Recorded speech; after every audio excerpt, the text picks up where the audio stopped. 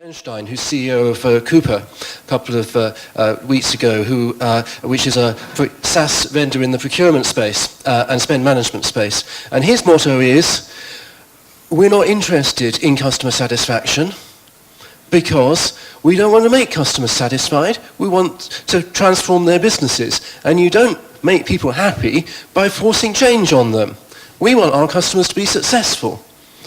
And particularly the procurement manager is not going to be at all satisfied with the ways that we're going to offer to make them successful. So that is one of the interesting messages. So I'm just going to switch mode here. Oh yes, I will need that. Thank you very much, David. Useful tool. I've inflicted this on everyone else, and now I get to suffer it as well. I'm going to whip through a few things. I won't dwell on who I am. This is a reminder of the mission statement that the European Commission has for its strategy for unleashing the power of cloud. Nida Kroes said this last year, that cloud's a game changer and we must do away with all our national rules and get a single set of rules to realize the potential of cloud, which are fine words, but it does depend on what you mean by cloud. And I think one of the problems we have in this industry is that we're technologists, and we love technology, and so we think about the technology layer all the time. And I think technologists have got it wrong, and the business people who don't understand about virtualization and IT automation and how many hypervisors make a... there was a phrase I was working up to, but I've lost it. The point is that the technology details don't matter. What matters is that business people want to use cloud to be able to work on their laptops out in the country and still get a job done. They don't think about the technology detail. They think about being able to be mobile. They think about being able to collaborate. You know, social computing is the cloud to them because it's all about being connected. The Internet of Things is part of cloud because, again, it's these incredibly powerful smart devices that are spreading throughout our lives and monitoring everything that we do and collecting all this data that can be analyzed then in this wonderful concentrated resource in the internet that is called the cloud, which then produces these amazing new results, that doing things that we could never have thought possible a few years ago, that your thermostat actually learns your habits and controls the temperature in your home in such a way that you actually save money on your electricity bill. So, you know, the man in the street's view of cloud, that's the right one. And the one that we talk about in these industry conventions is probably not the right one. Because we're all talking about this forklift model of, well, we've got computing, all we need to do is forklift it up onto the cloud, and then we'll be fine. So we do all our kind of technology stuff. But actually there's two sorts of cloud. There's this sort of cloud, which most enterprises are investing in at the moment. And there's this other sort of cloud where you actually redesign not just your computing from scratch, but also your entire business automation in your company. And today, the technology enables us to automate, again, a whole load of things that we never used to be able to automate in business. All of the stuff around the fringes of the enterprise, where it connects into other enterprises and out to customers and to suppliers and partners and so on. And this change is something that Mark Andreessen, who is the founder of Netscape originally and is now part of Andreessen Horowitz, the venture capital firm, he wrote an article for the Wall Street Journal a couple of years ago saying that software is eating the world. And he spoke of a lot of examples of companies that are using software to completely transform the industries that they are disrupting. And he says that software companies are poised to take over the economy. Well, I think he's got that wrong in the sense that every company that survives today has to be a software company. And actually, if you look at some of the smartest companies on the planet, like GE, for example, they are using enormous amounts of software to be able to deliver outcomes for customers today. And no company can be successful without tapping into software, whether it builds it itself or uses software provided to it by by cloud providers.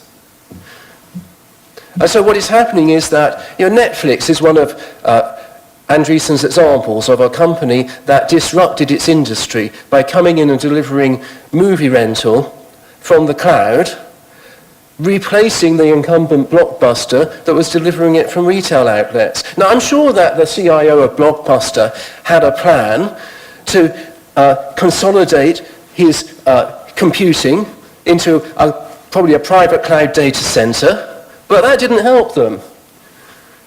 Because their entire business, while they were thinking how to get to the next generation of enhancing their IT, got wiped out by someone who was harnessing computing and the cloud in a completely different way. And these are the sorts of companies we're talking about. Netflix in film, movie rental, Airbnb disrupting the hotel industry, Amazon disrupting booksellers, and the IT industry now, Uber disrupting the chauffeured car service business, and so on and so on. And the funny thing is, all of these examples are American companies. And what happens when we have European companies that are successful in the cloud? They become American companies. Skype, European success story, owned by Microsoft, after eBay bought it. Message Labs, successful UK-based company, competitor of Postini, which was the US equivalent, bought by Google. Message Labs was bought by EMC. Zendesk, great Danish company, moved to Boston and then ended up in San Francisco, is now basically a US company, because that's where the funding is and that's where the market is. And so, here's the problem, really, that the paradox, the US is smaller than the EU. North America is a smaller market than Europe by like 20% or 25%, if you count outside the EU as well as inside the EU. Why is that? Why is it that whenever a European cloud company wants to be successful, the next market it looks to is the US? Very simple answer. The US is this huge single market with one country, one language, one currency, and one set of rules.